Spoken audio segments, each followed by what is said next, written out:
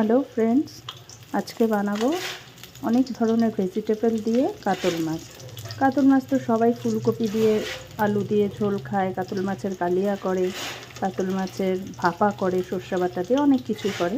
কিন্তু আজকে আমি সেগুলো কিছু করব না। আজকে আমি শীতের এই যে বিভিন্ন রকম সবজি দিয়ে, যদিও এটা আমার নিজের থেকেই বানানো একটা রেসিপি, আশা করি হয়তো ভালোই লাগবে। যে বেগুন দেব, যে মাছটা এখন ভাজছি ভালো করে। দেখো আমার মাছ ভাজা হয়ে গেছে। তো মাছের পিসগুলো বড়ই এনেছিল, আমি বাড়িতে এনে একটু ছোটো পিস করেছি, কারণ এইভাবে ভেজিটেবল দিয়ে বানালে একটু মাছের পিসটা ছোট হলে খেতে ভালো লাগে। এবার দেখো বেগুনটাও ভেজে নেব। বেগুনটা ঠিক এইভাবে লাল করে ভেজে নেবে, তাহলে খেতে বেশি ভালো লাগবে। এবার দেখো বেগুন ভাজাটা উঠিয়ে রাখলাম। এবার ভাজবো ডালের বড়ি। আমি এতে একটু বড়িও দেবো, সেন্টটা ভালো হবে।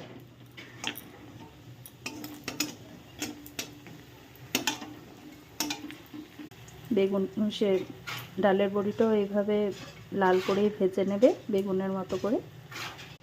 এবার একটু কালো জিরা দেব ফোড়নে। এরপর একে একে সবজিগুলো দেব।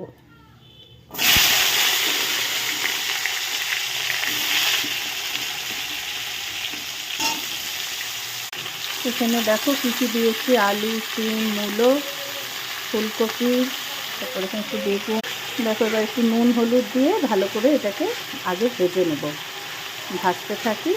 দেখো একদম সুন্দর করে লাল করে ভাজবো, তারপর মশলা দেবো।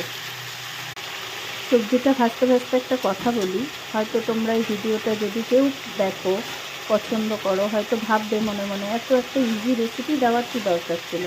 আসলে প্রতিদিন সকালে আমরা ভাবি না কী রান্না করব, এত সহজ রেসিপি কিন্তু মাথায় আসে না। আমার সবজিটা ভাজা হয়ে গেছে। এবার আমি এতে অ্যাড করব মশলায় দেবো শুধু জিরা লঙ্কা বাটা। এবার ভালো করে কষিয়ে নেব, নিয়ে জল দেব। একটু হলুদ, লবণ, সামান্য একটু মিষ্টি দিয়েছি, তোমরা তোমাদের স্বাদ মতো আন্দাজ মতো দেবে। যাতে আমার তরকারিটা ভালো মতো কষে গেছে, এবারে আমি জল দিয়ে দিচ্ছি। এই দেখো ঝোল ফুটে গেছে। এখন একে একে ভেজে রাখা মাছ, ডালের বড়ি, বেগুন এগুলো সব দিয়ে দেব। আমার মাছের ঝোল রেডি। একটু ধনে পাতাও দিয়ে দিয়েছি, সেন্টটা ভালো লাগবে, খেতেও ভালো লাগবে। আমার মাছের ঝোল রেডি। ভেজিটেবল দিয়ে কাতল মাছের রেসিপি, ফাইনাল লুক।